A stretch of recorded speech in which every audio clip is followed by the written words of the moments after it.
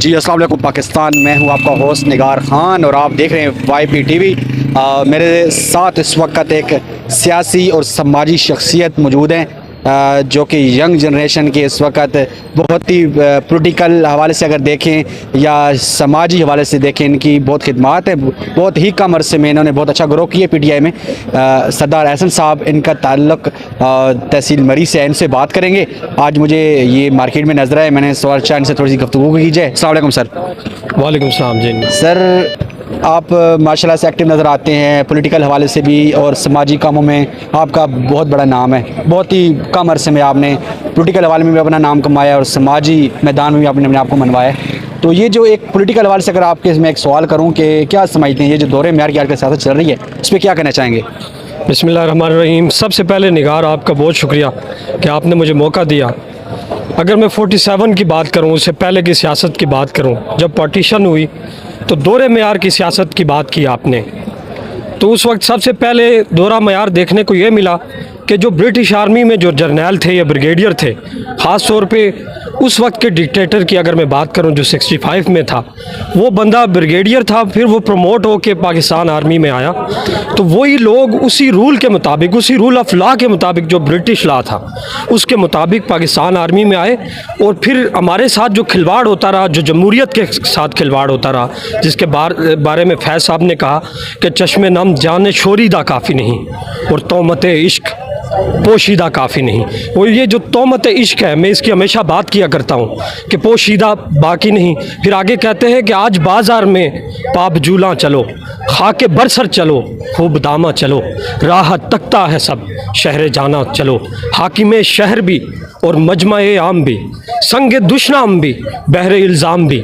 उन्होंने बहरे इल्ज़ाम की बात की, ओवरऑल बात की। अगर मैं सियासत की बात करूं तो मोहम्मद अली जिन्ना की बहन इसी जमहूरियत के जंग लड़ते हुए पाकिस्तान के चौराहों में उसकी इज़्ज़तों को नीलाम किया गया। अगर मैं बात करूं तो भुट्टो साहब के हवाले से मैं बात करूं, उनको फांसी के तख्ते पर लटकाया गया। उसके बाद में अगर मैं बात करूं तो एक शख्स बरसरे पैकार है जिसका नाम लेना चाहूँगा, इमरान खान आज जमहूरियत की जंग लड़ रहा है। उसी जमहूरियत की जंग जो 47 के बाद थ्रू आउट लड़ी गई। और जो तमाशा इस मुल्क में लगा हुआ है, ये लोग जो रातों को लोगों को उठा के ले जाते हैं, उन्होंने ये नहीं देखा कि बलूचिस्तान में उस औरत के साथ क्या हुआ, उसको किसने मारा, उधर वो नहीं बोले। जब जुल्म के ये तख्ते मॉडल टाउन में बिछाए गए, मॉडल टाउन में लोगों को मारा गया और फिर रातों रात जिस तरह इक़्तिदार को तकसीम किया गया और ऐसे लोगों के हाथ में दिया गया जिनका मेरिट ही नहीं बनता, जो उस कुर्सी के तकद्दुस के ख़िलाफ़ हैं, जो उसके तकद्दुस पे पूरा नहीं उतरते, आज वो इस मुल्क के हुक्मरान हैं। तो आप डॉलर को देखें, 300 अबव 300 से ऊपर चला गया है। आज आप पेट्रोल को देखें, 270 से ऊपर चला गया है। इस तरह से मुल्क नहीं चलते। क्यों? कि यहाँ पे एक सही लीडरशिप को लेके आएंगे इमरान खान की सूरत में। और मैं ये कहना चाहता हूँ कि अहलियान तहसील मरी या ओवरऑल पाकिस्तान की मैं बात करूँ कि जिस तरह खानपुर में इलेक्शन हुआ, आप उसको देखें कि खान साहब ने एक जलसा जाके भी वहाँ नहीं किया और लोगों ने वहाँ पे साबित किया कि हम खान साहब के साथ हैं। ये आप देखेंगे पूरे पाकिस्तान में यूनानिमसली इमरान खान इलेक्शन जीत के आएगा और इस कौम की तकदीर बदलेगा और एक कौम इंशाल्लाह इमरान खान के साथ है और खान साहब के साथ खड़ी रहेगी और इंशाल्लाह जो तब्दीली का नारा है ये आएगा और सुरखरू होगा। बहुत शुक्रिया। क्या समझते हैं खान साहब को फिर रोज़ बरोज़ नए नए हथकंडे किए जाते हैं, कभी गिरफ्तारी का प्लान, कभी एक्सपोज करना, कभी क्या स्कैंडल जारी करते हैं, मतलब डिफरेंट किस्म के ये अपने हथकंडे इस्तेमाल कर रहे हैं। तो इस पर क्या कहना चाहेंगे? ये अपने उसमें कामयाब होने या अपने आप की जो साख है उसको मज़ीद ख़राब कर रहे हैं? मैंने जिस तरह पहले आपको कहा कि ये जो हथकंडे हैं, इमरान खान वो वाहिद आदमी है, उसने एक ऐसे माफिया को ललकारा है या उसके ऐसे माफिया के ख़िलाफ़ वो खड़ा हो गया है कि उनको नाकुचले चुबा दिए हैं उसने, कि ये वो लोग हैं जिन्होंने लोगों को घरों से उठाया।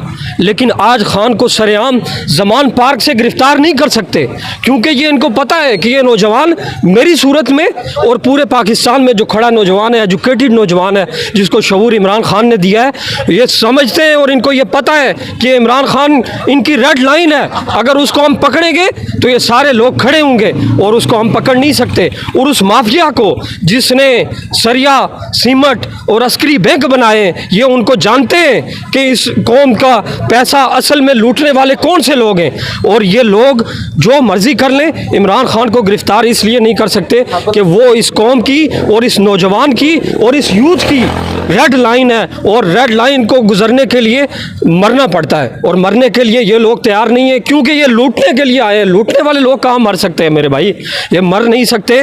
ये अपने लोगों को मार सकते हैं, ये अपने लोगों को रातों रात उठा सकते हैं, उनकी वीडियोस बना सकते हैं, उनका तमाशा लगा सकते हैं, लेकिन ये 2 नंबर तरीके से इक़्तिदार में आ सकते हैं और 2 नंबर तरीके से लोगों को इक़्तिदार में ला सकते हैं। ये इंसाफ पसंद लोग नहीं है, और ये मुल्क का तख्ता हमेशा इन्होंने उल्टा है, इन्होंने सियासत का तख्ता उल्टा है, इस मुल्क को नुकसान दिया है। लेकिन इमरान खान इंशाल्लाह आएगा और इस मुल्क की तकदीर बदलेगी।